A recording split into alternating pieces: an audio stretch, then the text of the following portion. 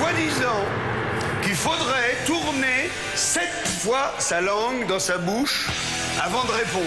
Chérie, on change la voiture ou pas? Alors elle... là, je me régale, hein. Fin d'année 2007 chargée pour Bigard. Un nouveau spectacle, un nouveau triomphe. Je suis moi, je ne suis pas un concept. Je suis une personne.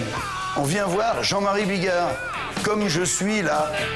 Jean-Marie Bigard, le comique préféré des Français, le roi incontesté du one-man show. Vulgaire, mais populaire, qui est-il vraiment?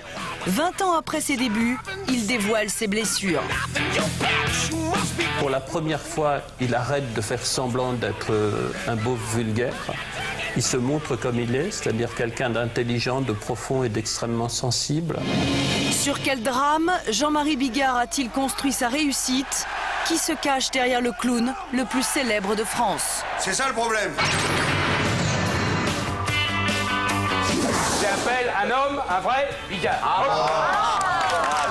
1986, première télé, La Classe. Bon. Et vous les enfants, qu'est-ce qui vous ferait plaisir? 3 ans plus tard, premier sketch culte. J'ai entendu à la radio ce matin, on a une chance sur 10 millions de se faire mordre par une chauve-souris enragée. Dégaine de beauf, humour paillard, la France découvre Bigard et elle adore. Première rencontre, c'était un casting pour Guilux pour faire La Classe. Il m'appelait tout le temps et il me cassait un peu les couilles et il m'appelait 3 fois par jour. Et puis il a été tellement insistant que finalement...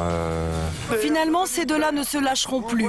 Plus de 300 sketchs écrits ensemble, la machine Bigard est en route. Elle ne s'arrêtera plus. C'est pour dîner? Non, c'est pour faire un tennis, connard. Tiens, t'as été chez le coiffeur? Non, ils sont tombés tout seuls cette nuit.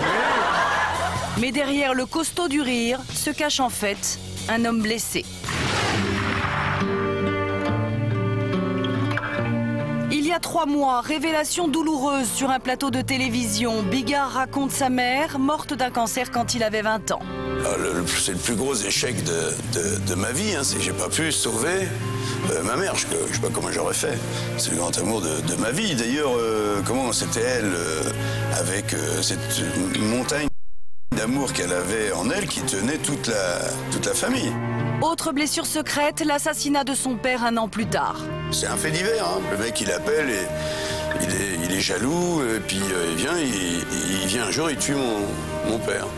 Là aussi, c'est un gros choc, mais... Vous lui avez pardonné sur le moment? Complètement. Tout de suite sur le moment? Ah oui, sur le moment. Qu'est-ce que je pouvais faire d'autre? C'est pour fuir ces drames que Bigard décide de faire rire les foules. Je me pose même pas la question de savoir si je vais revenir, si ça va marcher à Paris ou quoi que ce soit. J'y vais et je commence à courir. Mais dans courir, il y a rire pour ne pas mourir.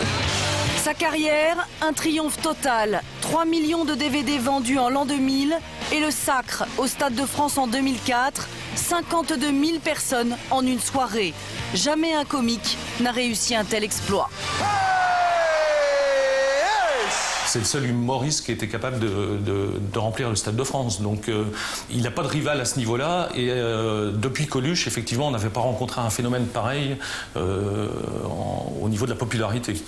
Non, je suis en colère parce que hier, je suis allé en boîte, ils avaient fait un lâcher de salope. C'était de l'élevage. Je n'ai aucune responsabilité dans ce sketch.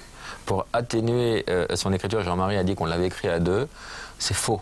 Jean-Marie, t'es un menteur, t'es grossier, t'es menteur et tu es sexiste. 10 ans après, mesdames et messieurs, j'entends encore l'élastique de mon slip qui claque sur ma taille. La nature était trop belle. Je l'ai laissé partir.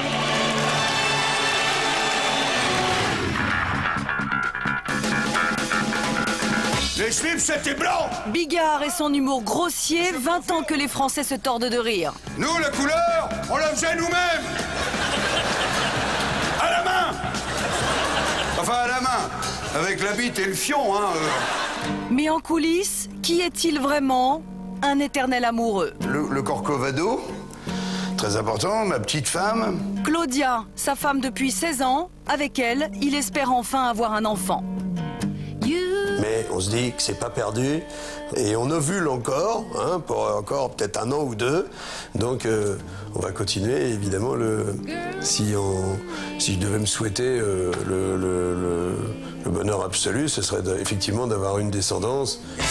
Aujourd'hui, Jean-Marie Bigard veut changer de registre, surprenant dans Le bourgeois gentilhomme de Molière. Il était comique, il devient comédien. Mais de toutes ces façons-là, laquelle est la meilleure? Celle que vous avez dite, belle marquise, vos beaux yeux me font mourir d'amour. Il n'a pas eu la reconnaissance de ses pairs et il avait besoin de s'atteler à un truc très difficile pour que les gens voient à quel point c'est un bon acteur. Bon, ce qui n'était pas utile de démontrer parce que tous les gens qui ont une force comique et énorme sont de très bons acteurs. Une nouvelle carrière s'ouvre peut-être à lui, plus sérieuse, même si le public l'adore comme il est, un peu grivois, un peu goujat, mais attachant. On a vécu les premiers jours de cette